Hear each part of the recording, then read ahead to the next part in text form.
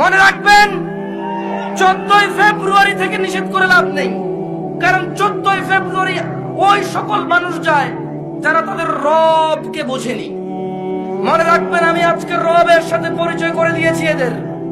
এরা যদি মনে করে 14ই ফেব্রুয়ারি যাবে আর ওদের মৃত্যু হবে ওই অবস্থায়, আর তাদের কোন ওলি মুর্শিদ আছে যে তাদের কবরে যাবে 14ই ফেব্রুয়ারির ওই নষ্টাপনা, নোংরা এবং অশ্লীলতার ওখানে গিয়ে তাদের কবরে গিয়ে কেউ তাদের রক্ষা করবে, ওলি আর মুর্শিদা আছে, আমি আর আপনি কি করতে পারি?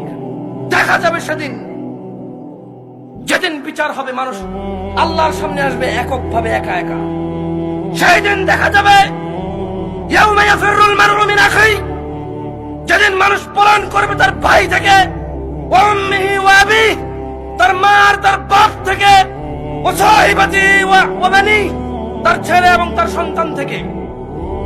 সেই দিন দেখা যাবে যে তার 14ই ফেব্রুয়ারি তার আইডলরা, তার সিনেমার নায়করা, তার রাতের আনন্দের গায়করা, তার চোখের সন্তুষ্টির গায়িকারা, নায়িকারা তাকে কতটুকু উপকার করে।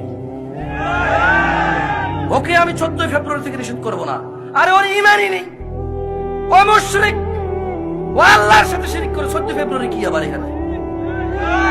কোন মুসলমান যে আল্লাহকে সম্মান করে সে যেতে পারে না সব জায়গায়। এখনো ক্ষমা চাইবে, বলো আস্তাগফিরুল্লাহ, বলো আল্লাহ আমাকে ক্ষমা করুন, বলো আল্লাহ আমাকে ক্ষমা করুন। সবাই বলুন আল্লাহ আমাকে ক্ষমা করুন। আস্তাগফিরুল্লাহ, আস্তাগফিরুল্লাহ, আস্তাগফিরুল্লাহ।